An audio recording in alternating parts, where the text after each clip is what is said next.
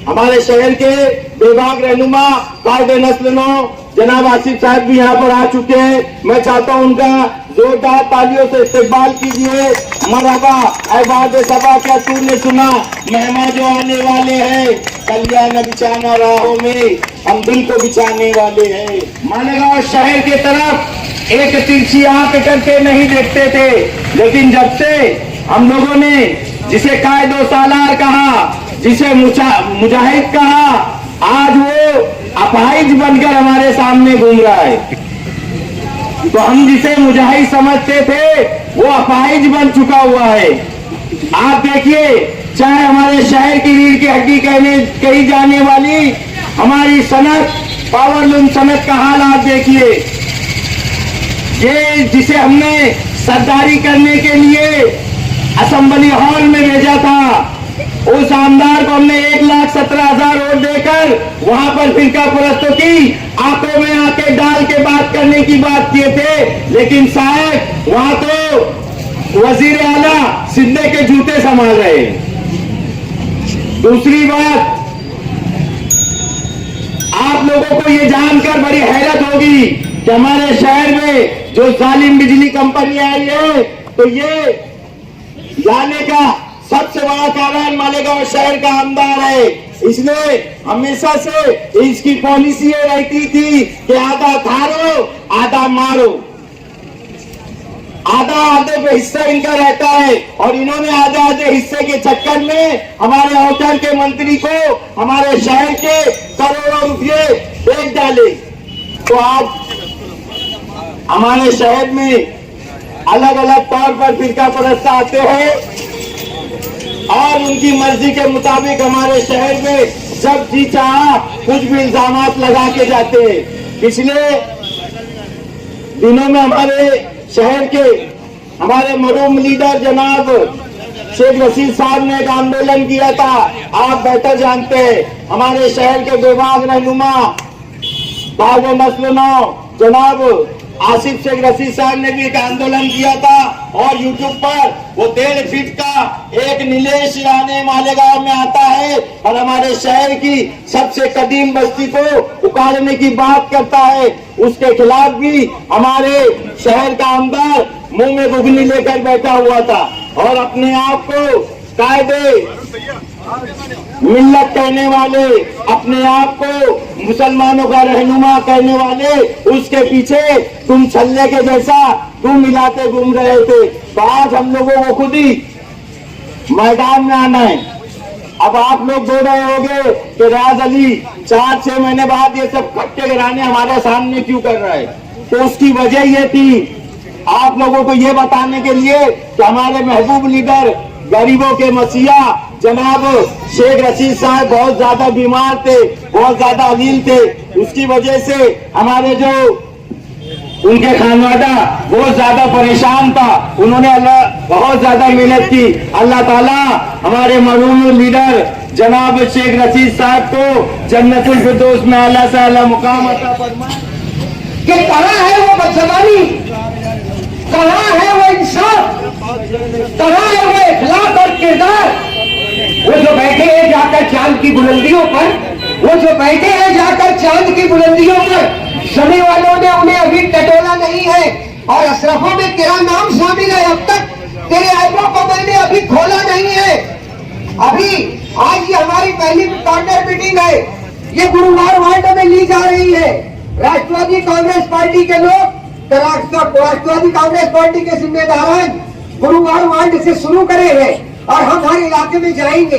और मालेगांव शहर में मौजूदा दौर में मालेगांव शहर जिन परेशानियों से जूझ रहा है, वो परेशानियां हम मालेगांव शहर को मुआवजा करके बताएंगे कि जब शेख आसिफ साहब एमएलए थे तब में और अब में क्या फर्क है। अभी 2 दिन पहले से आप लोगों ने देखा होगा, ये कुत्ता गोली, ये बैल गोली, ये जो चल रही है, इसके खिलाफ आवाज अगर कोई उठाते हैं तो वो खाली ढांची है।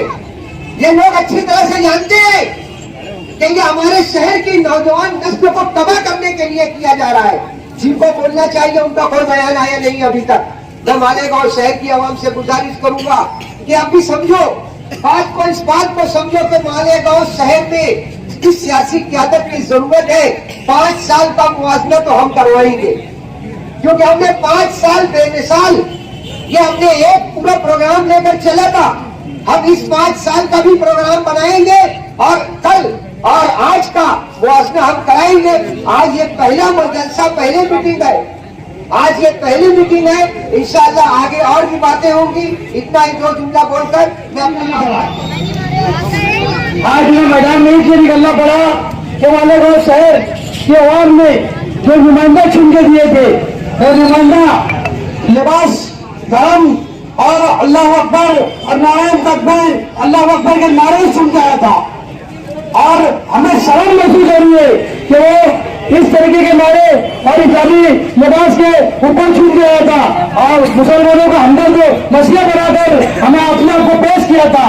लेकिन अफसोस की बात है कि सबसे पहले सरकार गिराने में ये मुफ्ती इस्माइल साहब जो कासमी है, ये जो शहर का मौजूदा एमएलए है, ये नाकारे एमएलए, ये वहां जाके बैठा था ज्यादा गुस्से की गोदी में। इन्होंने मालेगांव शहर में चौतरा शुरू किया। ऐसे शख्स के हाथ मजबूत कर रहे हैं जो मालेगांव शहर को सुरक्षित आंख में झोंकना चाहता है, फसाद कराना चाहता है, दंगे कराना चाहता है। ऐसे शख्स की बाहों में जाके बैठे और पूरे मालेगांव शहर में हमारा ही तना अकेला एक लीडर ऐसा है, अली जनाब शेख हसीब साहब, हमारे मरूम शेख रजीज साहब और हमारे खालिद अजीज साहब जो इनसे लड़ रहे, मुकाबला कर रहे।